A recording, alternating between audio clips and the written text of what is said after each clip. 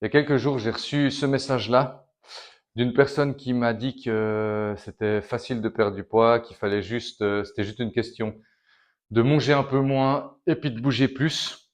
Donc, en soi, c'est plus ou moins juste, mais par contre, pour certaines personnes, ce sera plus facile que pour d'autres. Mais c'est très léger de dire qu'il faudra juste manger moins et bouger plus. Donc, je vais revenir sur ce message.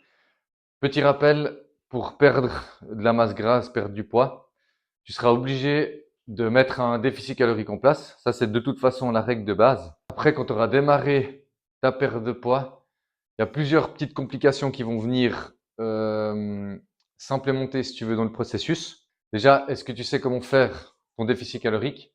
Donc, il faut déjà connaître les apports qu'il te faut, qui sont déterminés par ton poids, ton âge, ta taille, puis ton niveau d'activité physique. J'ai fait ma première vidéo là-dessus, donc tu peux aller la voir. Je te laisserai aller la voir. Quand tu sais les apports qu'il te faut dans la journée, après tu peux créer ton déficit. Tu peux prendre par exemple 500 calories de déficit, c'est déjà pas mal. Après, il y a la technique que tu vas utiliser. Donc, tu as le jeûne intermittent, tu as des monodiètes. Il y en a qui enlèvent les glucides le soir. Enfin, tu as plusieurs méthodes. Moi, dans mes coachings, je fais plutôt des rééquilibrages alimentaires, donc tu peux manger de tout. Et puis, c'est beaucoup plus facile pour tenir sur le long terme. Donc voilà, tu as ces questions qui se posent. Donc ça complique déjà les choses. Après, tu as d'autres problématiques comme par exemple les sensations de faim, grignotage et tout ça. Par exemple, tu es une personne qui a très faim.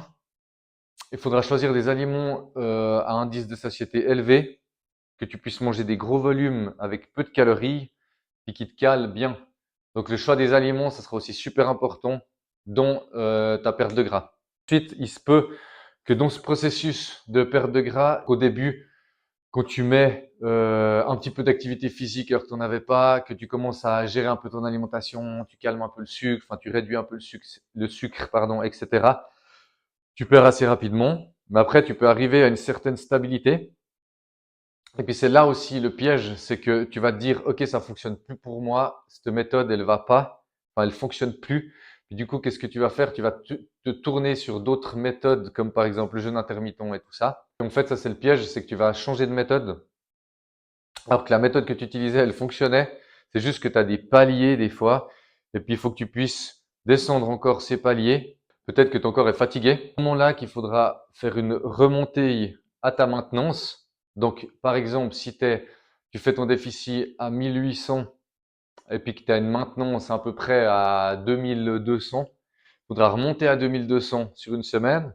Comme ça va gommer, si tu veux, la fatigue que tu auras accumulée pendant ton déficit.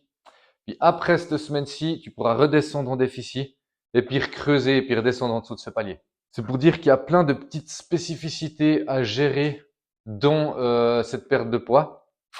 Donc, tu auras le choix des aliments, comme j'ai dit, la méthode, la patience aussi, et puis regarder comment ton corps fonctionne, quand tu dois faire des remontées à ta maintenance, etc. Il y a aussi les aléas de la vie à prendre en compte.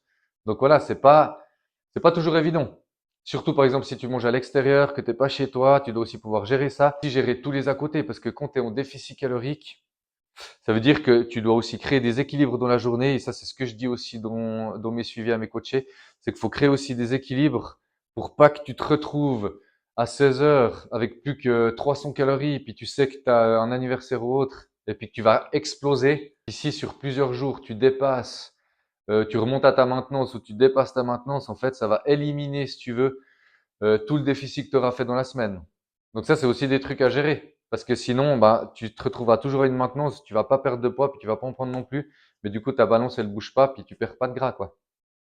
Donc voilà, c'est pour dire que ça peut être facile pour certaines personnes, plus difficile pour d'autres. Et puis c'est quand même des trucs à gérer en amont, à mettre en place. Et puis voilà, puis garder aussi patience. C'est important, c'est de regarder ton évolution. Donc ça veut dire qu'il faut pas te tenir que à la balance en elle-même, mais il faut que tu aies ton tour de taille, ton tour de hanche, tour de poitrine aussi. Comme ça, tu as plusieurs variantes. Tu peux prendre aussi des photos. Comme ça, tu peux regarder l'avant, l'après. Et puis, ça t'aidera aussi à regarder si tu progresses dans le bon sens. Si tu as des questions, n'hésite pas à me les poser aux commentaires. C'est avec plaisir que j'y répondrai. Si tu as un objectif de perte de masse grasse, tu sais pas par où commencer, je te laisse cliquer dans la description. Je t'ai mis un petit lien. Donc, tu auras accès comme ça à mon challenge sur 21 jours qui est offert. Et puis sinon, je te dis à très vite pour une prochaine vidéo. À plus, ciao ciao.